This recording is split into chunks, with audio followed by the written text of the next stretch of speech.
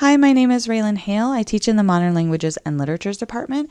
I'm going to be talking about my course, Practice and Translation 2, Spanish 472, which I taught fully asynchronous online in the spring 2021. I'm going to first show you an interactive VoiceThread lecture where students interact with me and each other, and then also discussion with choice of topic via VoiceThread where students created their own groups of 4 and talked to each other, about different readings that we had done. And I'm submitting this for the human engagement category because I really felt like we were able to engage with one another in this asynchronous environment well. Hello, for my first example, I'd like to show an interactive lecture. So if I pop out here, you can see I've got traditional lecture slides, and then I've got these little red squares, and then these outbursts and think bubbles. All of the red slides are where students are going to be participating. So if we take a look at the first one, this is replicating what I would usually do in an in-person class, where I would lecture for a bit about these topics. So we talked about different types of translation, and then I would call out to students to kind of interact. And so here, students would just stop and type a comment, and this allowed students to let me know what their most challenging type of translation was, and also to read each other's and get to know each other as students, of where they were at and what types of translation they found most challenging or difficult, which was really great for them to interact. So you see we have 5 of those.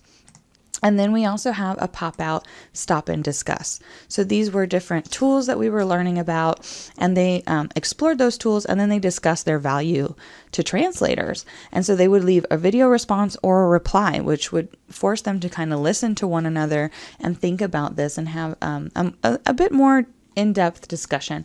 So you can see on the side here, we've got some students who left original comments and then other students who left replies. And that way, they could kind of interact and hear each other's ideas and learn from one another, which was really great. And finally, we have these little think bubbles. And so this was a way to replicate something in class where they would stop and think and write for a bit and then submit. So these were various ways that they could interact in an online environment. I always let them know the total number of participations and also, if they had any questions that they could leave for me.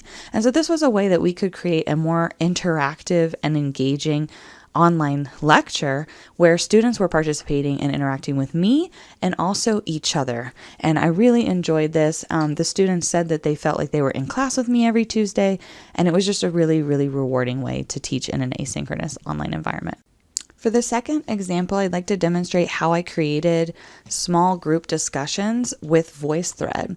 So students came on here to discuss the chapter that we had read and different readings, and then they had these special instructions. They were to select one discussion topic slide and then only participate in that slide with the 4 students who created that group.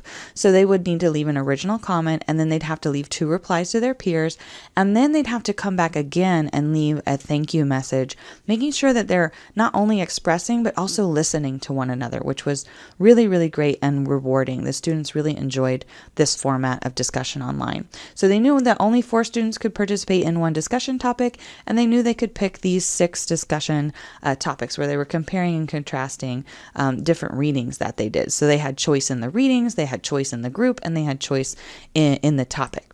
And so once they got into it and they selected a prompt, you can see on the left-hand side that it became a really engaging way for the students to interact with one another. So we have their original comments in squares, and then replies from different people in circles, and then again that thank you. And this really created that back and forth that sometimes we're missing in the online environment, to have these deeper discussions. A lot of times students post something and then they walk away from it.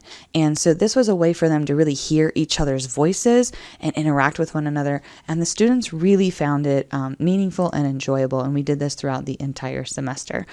So this is my second example. I really enjoyed this format of online discussion, so students could hear each other's voices and share their ideas, and it was really, really rewarding for me to also hear those in-depth discussions about these readings in an online asynchronous environment. I really hope you enjoyed these examples and found them engaging. And I just wanted to say thank you so much for the opportunity to apply for the Voice Award.